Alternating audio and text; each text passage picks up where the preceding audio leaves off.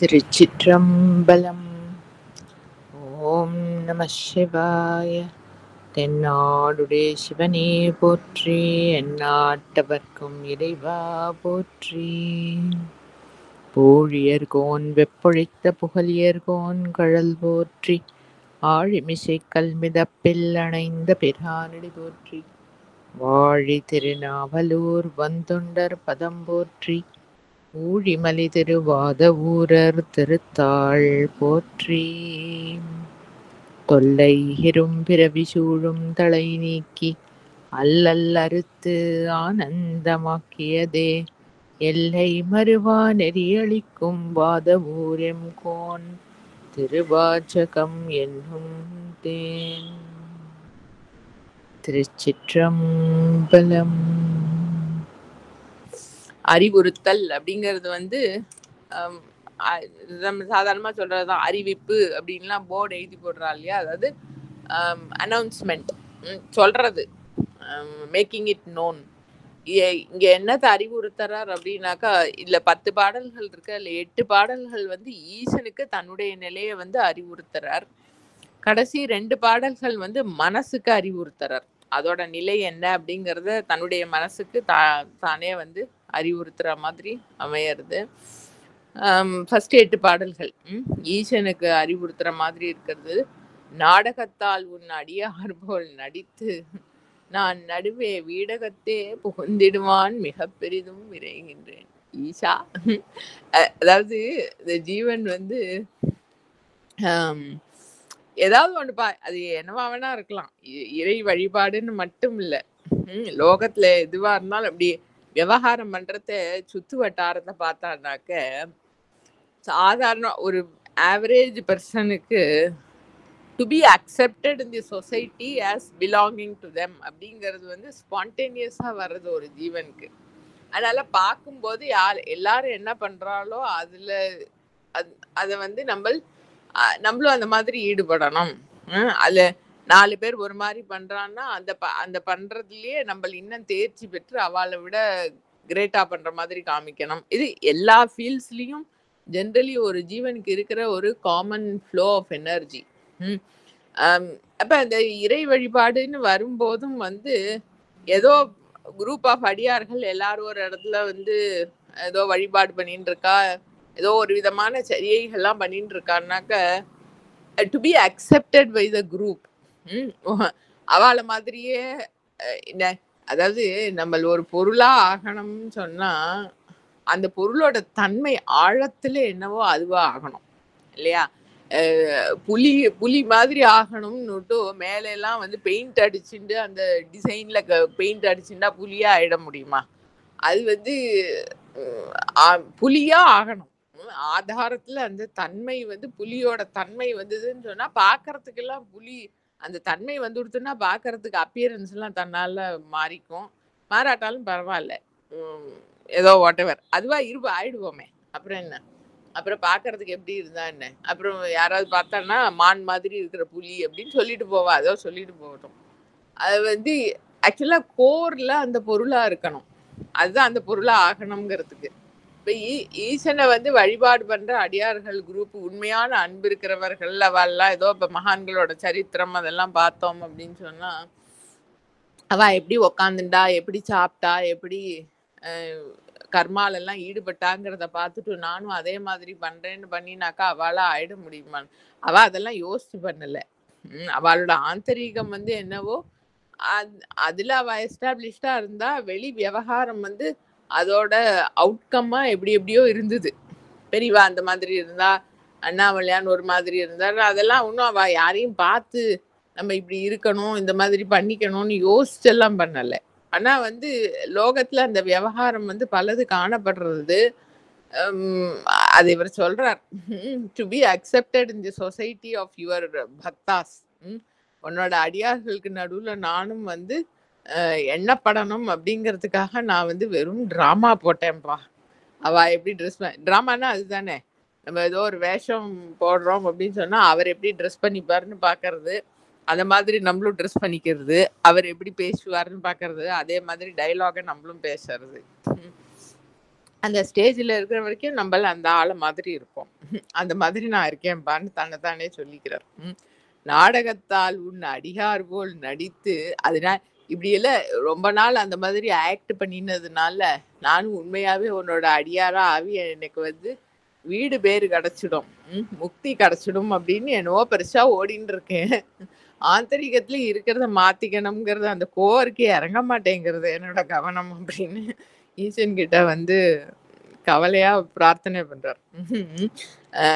வீடகத்தே புகுந்திடுவான் மிக பெரிதும் விரைகின்றேன் ஆடகச்சீர் மணிக்குன்றே. அது ஈசன் கிட்ட பிரார்த்தனை அப்படி ஆயிடப்படாது. அதுலயே என்னோட எனர்ஜி எல்லாம் வேஸ்ட் ஆகி நான் ஷோனால கிடைச்சிடுமா என்ன கிடைக்காது. அதனால வந்து இந்த ஆடகம் ஹாட்டகம்ங்கிற சம்ஸ்கிருத பதம் தங்கம் அப்படிங்கிறது ஆடக சீர் மணிக்குன்றே. அது எப்படி வேணா எடுத்துக்கலாம். தங்க அம்பலத்துல ஆடக்கூடினா மணி போன்றவனே அப்படின்னு நடராஜ பெருமான் சொல்றாருன்னு எடுத்துக்கலாம். ஆனா திருப்பெருந்துறையில அருளின பாடல்கள் தான். தங்கத்தை மாதிரியும் மணி மாதிரியும் இந்த போன இதுல சொன்னாரு பொல்லாத மணி, அதாவது குற்றம் இல்லாத இருக்கிற மணி போலையும் சொக்க தங்கம் போலையும் இருக்கிறவனே. அதாவது ஹீ நோஸ், அவர் ஹீ இஸ் பியூரிட்டி பர்சானிஃபைட். யார் வந்து எந்த பாவத்தோட வராங்கிறத வந்து நல்ல வண்ணம் அறிஞ்சவர். அப்படி இருக்கிறவர் ஆடகச்சீர் மணிக்குன்றே. அப்படி இருக்கிறவனே இடையரா அன்பு உனக்கு என் ஊடகத்தே நின்று உருக தந்தருள் எம் உடையானே. ஆனா எனக்கு நாடகம்லாம் போட்டு இருந்தாலும் உன்னை அடையணும்னு கொஞ்சம் ஆசை இருக்கு. அதனால வந்து எனக்கு அதுக்கு உண்டான யோக்கியத்தையே கொடு. அதுக்கு உண்டான யோக்கியத்தை என்னன்னாக்க இடையறா அன்பு, ஒரு பிரேக் இல்லாத கான்ஸ்டன்ட் ஃப்ளோ. இப்ப நம்ம தண்ணி பார்த்தோம் இல்லையா, தண்ணி வந்து மலை மேல போய் சமுத்திர ஜலம் மழையா பெஞ்சதுனாலும் it is constantly flowing towards its source the ocean. Continuous அதோட லைஃப் அப்பதான் வந்து லைஃப் சைக்கிள் அப்பதான் எண்ட் ஆகும். அது வழியில ஏதோ நதியா ஓடி வர்றத வந்து டேம் கட்டி நிறுத்தி வச்சா அப்படின்னு சொன்னா ஒரு 10 வருஷம் அந்த டேம் தேக்கத்துல நிறுத்தி வச்சிருக்காங்கன்னா 10 வருஷம் பொறுமையா நின்று அந்த டேம் ஃப்ளட் கேட்ஸை திறந்து விட்டோடனே திருப்பி it will flow in that same direction. அதோட ஏதோ தடைப்பட்டதுங்கிறதுனால அதோட லட்சியம் வந்து மாறி போகவே போகாது. அப்படி இருக்கிற அன்பு வேணுமா? பிரேக்கே இல்லாம உன்னை நாடக்கூடின ஃப்ளோ ஆஃப் எனர்ஜி இடையறா அன்பு உனக்கு. அது என்ன வெளியில ஏதோ சும்மா ஒரு அவுட்டர் லேயர்ல இருந்தா போறாது. It should be my very core. அந்த மாதிரி அன்பு உன்னை கான்ஸ்டன்டா நாடக்கூடின அன்பு வந்து it should be my very core. அது அவர் தான் பண்ண முடியும். அந்த அண்ட பகுதியில சொன்னார் இல்லையோ, அன்பை வந்து எற்பு தொலைதொரும் ஏற்றினன். அப்படியே அந்த போன்ல இருக்கிற ஒவ்வொரு போர்லயும் வந்து அன்பு அந்த ஆனந்தம்ங்கிற தேனை வந்து ஏத்தி ஒரு புது அழிதரும் ஆக்கை செய்தனன். அது அவர் தான் பண்ண முடியும். அதனால அவர்கிட்ட அந்த பிரார்த்தனையை வைக்கிறார். ஒரு பிரேக் இல்லாம கான்ஸ்டன்ட் ஃப்ளோ ஆஃப் லவ், அதுதான் வந்து என்னோட ஆந்தரிகமா இருக்கணும். It should be the centre of my existence. ஊடகத்தை நின்று உருக அது ஆந்தரிக்க பேஸ் அதுவா இருக்கிறதுனால அந்த அன்புனால உன்னை ஸ்மரிச்சு நான் உருகின்றே இருக்கணும். And this should be a constant thing. அப்படி ஒரு கிருப்பை எனக்கு பண்ணுப்பா எம் உடையானே, என்னை உடையவனே, என்னை ஆளா கொண்ட ஈசன்லையா. நான் அப்போ உங்ககிட்ட பிரார்த்தனை பண்ணாம வேற யாருக்கிட்ட சொல்ல முடியும்? அந்த இடையரா அன்பு உனக்கு என் ஊடகத்தே நின்று உருக தந்தருள் எம் உடையானே. யானேதும் பிறப்பு அஞ்சேன் இறப்பதனுக்கு என்கடவேன் வானேயும் பெரில் வேண்டேன் மண் ஆழ்வான் மதித்து விரேன் தேனேயும் மலர்கொன்றை சிவனே எம்பெருமான் எம்மானே. எனக்கு வந்து லைஃப்ல தேவை என்னன்னாக்க உங்ககிட்ட இருக்கிற அன்பு, உன்னோட அருளுக்கு பாத்திரமாகிற யோக்கியத்தையை கொடுக்கக்கூடிய அந்த அன்பு மட்டும்தான் வேணும். உன்னோட அருளை தான் நான் நாடிண்டே இருக்கேன். டே அண்ட் நைட்டா வந்து உன்னோட கிருபைக்கு பாத்திரமாகணும் அப்படிங்கிறது மட்டும்தான் என்னோட தேவை. அந்த பாக்கி எல்லாம் என்ன வேணா வரட்டும் போட்டும், எனக்கு அதை பத்தி கவலையே இல்லை. எத்தனை ஜென்மா எந்த ஸ்பீஷீஸ்ல எல்லாம் எப்படியெல்லாம் பிறக்க வேண்டி வந்தாலும் பரவாயில்ல, நான் பயப்பட மாட்டேன். எப்படி எப்படியோ செத்து போவேன்னு யாரோ அதெல்லாம் சொன்னா பரவாயில்ல, என்னமோ ஆகட்டும், பிறந்தாலும் சரி இறந்தாலும் சரி என்ன ஆனாலும் சரி. ம். எனக்கு அது சரி, உனக்கு வந்து நிறைய புண்ணியம் எல்லாம் மெரிட்ஸ் எல்லாம் சேர்ந்து போச்சு, உனக்கு வந்து அம், தேவலோகத்தையே ஆளறதுக்கு தரேன் அப்படின்னாலும் வந்து எனக்கு அதுல ஒரு ருச்சியும் இல்லை. தேவலோகத்துல போய் உட்காந்து ஸ்வர்கலோகத்தோட சௌக்கியங்கள் எல்லாம் அனுபவிக்கிறதுல ஒரு ருச்சியும் இல்ல.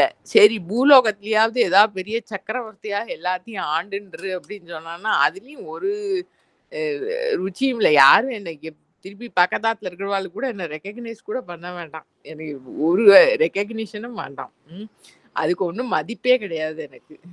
அந்த தேன் ஒழுகக்கூடின ஃப்ரெஷ்ஷா பூத்திருக்கிற அந்த கொன்றை புஷ்பத்தை சூடின்னு இருக்கிற எம் சிவனே, எல்லாத்துக்கும் மங்களம் பண்ற என் ஈசனே, எம்பெருமானே, எம்மானே, உன்னோட கிருபை என்னைக்கு கிடைக்கும், உன்னோட கிருபைக்கு நான் என்னைக்கு பூர்ணமா பாத்திரமாவேங்கிறதையே நினைச்சு நாடின்னு இருக்கேன்ப்பா.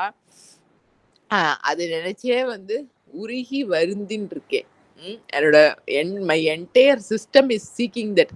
வருத்தம்ங்கிறது வந்து நம்ம சாதாரணமா சுகம் துக்கம் அப்படிங்கிறது வந்து மனசோட ஃபீச்சரா சொல்றோம்.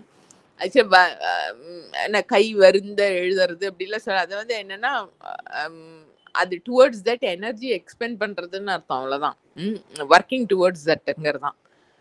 உன்னோட அருள் வந்து உன்னோட அருளுக்கு நான் பாத்திரமாகணுங்கிறதுக்கு தான்ப்பா நான் நாடிண்டு, அதுக்கு தான் நான் ஒர்க்கிங் அவுட் கம்ப்ளீட்லி. பாக்கி என்ன வேணா வந்தாலும் சரி, வராட்டாலும் சரி, போனாலும் சரி, என்ன ஆனாலும் சரி, எனக்கு அதுக்கு வந்து என்னோட ஃபோக்கஸ் அதுல கிடையவே கிடையாது. எதுலயும் எனக்கு ஈடுபாடே கிடையாது. தேவலோகமோ பூலோகமோ எதுவா இருந்தாலும் எதுக்கிட்டையும் எனக்கு வந்து ஈடுபாடு கிடையாது. உன்னோட தியானம், உன்னுடைய அன்பு, உன்னுடைய கிருப்பை அடையணுங்கிறது மட்டும்தான். அந்த லட்சியத்துக்கே வந்து நான் வந்து ஒர்க் அவுட் பண்ணிட்டு இருக்கேன்ப்பா. வருந்துவன் என் மலர்பாதம் அவை காண்பான், நாய் அடியேன் இருந்து நல மலர் புனையேன், ஏத்தேன் நா தழும்பேற. பொருந்திய பொற்சிலை குனித்தாய் அருளமுதம் புரியாயேல், வருந்துவன் நர்த்தமியேன் மற்றென்னே நானாமாறே. உன்னோட திருப்பாதம், உன்னுடைய புஷ்பம் போன்றன்னா அதாவது என்னன்னா அது அவரோட பிரசன்ஸ் தான் அவரோட பாதம்ங்கிறது. மலர் போன்ற பாதம்னா அந்த ஆனந்தத்தை கொடுக்கக்கூடிய உன்னுடைய பிரசன்ஸ், அனுபவம், அப்படியே அந்த கனீபவிச்ச அனுபவமா இருக்கிற உன்னுடைய பிரசன்ஸ், அதை அடையணும், அந்த அனுபவத்திலேயே நிலைச்சு இருக்கணும் அப்படிங்கிறதுக்கு தான் நான் வந்து திருப்பி ஐ எம் ஒர்க்கிங் அவுட். வருந்துவன் என் மலர்பாதம் அவை காண்பான், உன் பாதத்தை பார்க்கறதுக்கு அப்படின்னா அந்த அனுபவத்தை அடையறதுக்கு தான் நான் வந்து எல்லா அதாவது இப்ப நம்ம போன பாட்டுல பார்த்ததுதான் வருந்துவன் அப்படிங்கிறது வந்து working towards that, working out. அதுக்குதான் நான் வந்து எல்லா முயற்சியும் பண்ணிட்டு இருக்கேன், நாய் அடியேன். ஆனா வந்து எனக்கு இந்த ஜீவ போதத்தோட தடைகள்லாம் ரொம்ப இருக்கு. எப்படி ஒரு நாய் வந்து டிஸ்டர்ப்டா இங்க அங்கேயும் ஓடிண்டு, இது என்ன சேர்ந்தது இந்த ஏரியா என்னோட ஏரியா, யாரும் வந்தானாக்கன்னா அவளெல்லாம் ஒரு கண்ட்ரோல்ல வச்சுக்கணும் அப்படிங்கிற மாதிரிலாம் ஒரு பாவத்தோட இருக்கிற கிரீச்சர் அந்த நாய். அதோட தன்மை மாதிரி நானும் வந்து இந்த ஜீவ போதத்தினால வந்து அலைக்கப்பட்டு கஷ்டப்பட்டு இருக்கேன். அந்த டிஸ்டர்பன்சஸ்னால உன்னோட திருப்பாதம் தான் என்னோட லட்சியம்னு தெரிஞ்சாலும் உனக்கு வந்து உண்மையா சமர்ப்பணம் பண்ண மாட்டேங்கிறேன். இந்த மலர் புஷ்பத்தை கொண்டு போய் அவர் பாதத்துல போடுறது அப்படிங்கிறது என்ன அப்படின்னாக்க அவருக்கு சமர்ப்பணம் பண்றதுதான். என்ன எல்லா புஷ்பமும் நீரும் கொண்டு வழிபாடு பண்றதுலாம் தேவாரத்துல வருது இல்லையா, அதெல்லாம் வந்து அவருக்கு சமர்ப்பணம், நம்மளோட பாவத்தை அவருக்கு சமர்ப்பணம் பண்றதுதான். அதுதான் கீதையில வந்து உனக்கு எது ரொம்ப பிடிச்சிருக்கோ அதை நீ எனக்கு சமர்ப்பணம் பண்ணேன். ஏன்னா அதுல நிறைய அந்த இண்டிவிஜுவல் சென்ஸ் ஒட்டின்னு இருக்கும். என்னோடது எனக்கு பிடிச்சது, என்னோடது அதை வந்து எனக்கு நீ கொடுத்துரு அப்படின்னா அந்த ஈகோ வந்து இட் கெட்ஸ் கிளென்ஸ்ட். எந்த பூவோ இதுவோ எல்லா சமர்ப்பணமுமே அப்படிதான், அந்த பாவத்தை சமர்ப்பணம் பண்றதுதான். இருந்து நல்லா மலர் புனையேன். உனக்கு இந்த ஜீவபோதத்தோட டிஸ்டர்பன்சஸ்னால அப்படி சஞ்சலமா எதோ வர்றதுனால உண்மையா உன்னோட திருப்பாதத்துக்கு நான் சமர்ப்பணம் பண்ண மாட்டேங்கிறேன். ஏத்தேன் நான் தழும்பேற. நம்ம நம்பியாரூரர் சொன்னார் இல்லையோ, என்னதான் நடந்தாலும் நடக்காட்டாலும் வந்தாலும் போனாலும் என்னோட வாய் வந்து உன்னோட நாமாவை சொல்லிட்டே இருக்கும். வழுக்கி தடால்னு கீழே விழுந்துட்டேன்னா அதுவே எதிர்பாராத இன்சிடென்ட் தானே, வழுக்கி விழுறதுங்கிறது யாரும் பிளான் பண்ணி விழுறது இல்லையே. விழுந்தாலும் சிவ சிவான்னு உன் நாமா தான் வரும், நம சிவாயன்னு தான் வரும். அப்படி அது சிஸ்டம்ல ஏறி இருக்கணும். நான் அப்படி இல்லைங்கிறார் இவர் மாணிக்க வாசக பெருமான். நாக்குல வந்து தழும்பு வரணுமா. தழும்பு நம்ம ஒரு வேலையை திருப்பி திருப்பி பண்ணினோம்னா இது என்ன சொல்றது, என்ன வேலையா இருந்தாலும் இந்த கார்பென்ட்ரி ஒர்க் பண்றவா வாழ்க்கெல்லாம் வந்து திருப்பி அந்த ஏதோ அறத்தை பிடிச்சு அறுத்து அறுத்து அதையே பண்ணிட்டு இருக்கான்னு அந்த அறம் எப்படி பிடிச்சுட்டு இருக்காலும் அதுக்கு தகுந்த மாதிரி கையில வந்து மார்க் வந்துடும், திக்காயிடும் ஸ்கின் அந்த இடத்துல. அதுதான் தழும்பு வர்றதுன்னு. இப்ப நமசிவாய சொல்லி சொல்லி நாக்குல தழும்பு வரணுமா. அப்படி அந்த அன்பு இட் ஷுட் பி கான்ஸ்டன்ட். அந்த மாதிரி எனக்கு இல்லைங்கிறார் இவர். அந்த ஜீவபோதத்தோட டிஸ்டர்பன்சஸ் இருக்கிறதுனால வந்து உன்னை நான் வந்து நாக்குல தழும்பு வர மாதிரி ஸ்துதி பண்ணலையேப்பா, உன்னோட நாமாவை சொல்லலையேப்பா, உனக்கு சமர்ப்பணம் பண்ணலையேப்பா உண்மையா.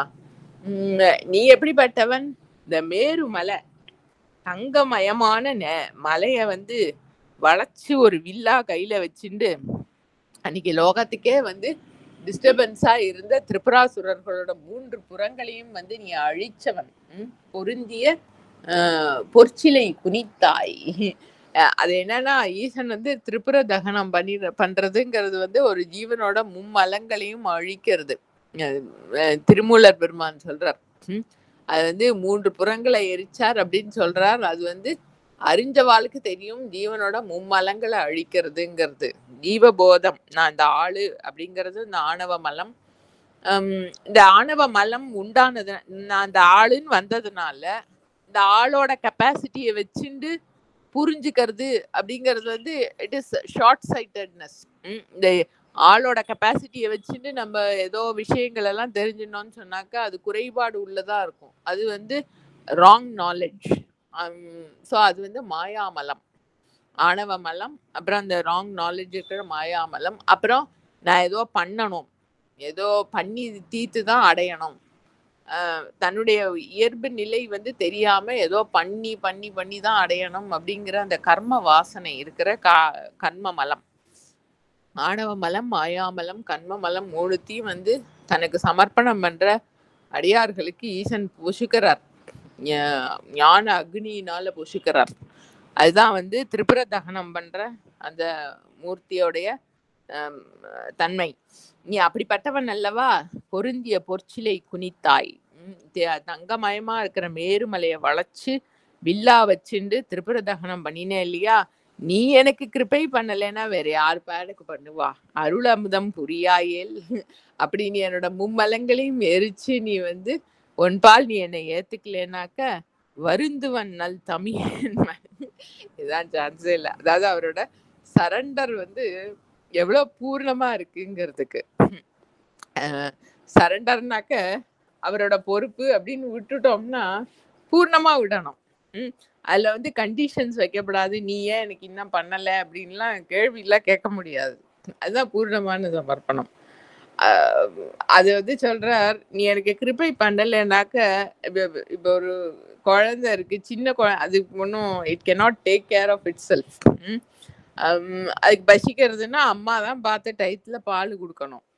அதுக்கு அம்மா ஏதோ வேலையா இருந்துட்டா, ஏதோ பிரச்சனை ஆயிடுது, ஏதோ சம் என்கேஜ்மெண்ட் ஆயிடுது, குழந்தைக்கு டயத்துக்கு பால் கொடுக்க முடியல அப்படின்னாக்க குழந்தை வந்து அம்மா கிட்ட போய் நீ ஏன் எனக்கு குழந்தை இப்ப பால் கொடுக்கல, நீ உன்னோட டியூட்டியில ஃபெயில் ஆயிட்டேன்னு ஏதாவது சொல்லவா முடியாது. அது அழும். அதுக்கு ஒரு டிஸ்டர்பன்ஸ், பசிங்கிற டிஸ்டர்பன்ஸ், அந்த டிஸ்டர்பன்ஸை தாங்க முடியலன்னு அது அழும். அதுதான் உண்மையான சீக்கிங், ஹிருதயத்திலேருந்து வர சீக்கிங். இதை வந்து இது பண்ண வேண்டிய பொறுப்பு அம்மாவோடது, அம்மா பண்ணலை அப்படின்னு அந்த எனர்ஜியை வந்து அடுத்தவனோட தப்பா அங்க போடாதக்கு தன்னோட துக்கத்தை தனக்கு தாங்க முடியல, அதுக்கு என்ன பண்ணணும்னு தெரியலன்னுட்டு அழறது இல்லையா. அந்த மாதிரி ஒரு ஜீவன் வந்து ஈசனுக்கு சமர்ப்பணம் பண்ணிட்டு ஏதாவது கஷ்டம் வருது லைஃப்ல, அவரை நாட முடியல, ஏதோ பிரச்சனைகள் வருது அப்படின்னு சொன்னா அவர் இப்படி என்னை வச்சிருக்காரே அப்படின்னு வருந்து, அது அவர் சொல்றாரு அப்படி, வருந்துவன் நல் தமியேன் மற்ற என்னே நான் வேற என்னப்பா நல்லா பண்ண முடியும், எனக்கு உன்னோட கிருபைக்கு நான் பாத்திரம் ஆகல, எனக்கு வந்து கிடைக்கல அப்படின்னு சொன்னா கிடைக்கலையேன்னு வருத்தப்பட்டுட்டு அப்படியே இருப்பேன். வேற நான் என்ன பண்ண முடியும் சொல்லு பார்ப்போம். I am totally at your disposal. அதான் அந்த சரணாகதியோட பூர்ணமான நிலையை வந்து சொல்றார். வருந்துவன் நன் தமியேன் மற்ற என்னே நான் ஆமாறேன். சரி, நம்ம புது பாடம் தொடங்கினோம்னா அப்புறம் லேட் ஆயிடும். நம்ம அது தொடர்ந்து பார்ப்போம். திருச்சிற்றம்பலம். ஓம் நம சிவாய. தென்னாடுடைய சிவனே போற்றி, எந்நாட்டவர்க்கும் இறைவா போற்றி. அண்ணாமலை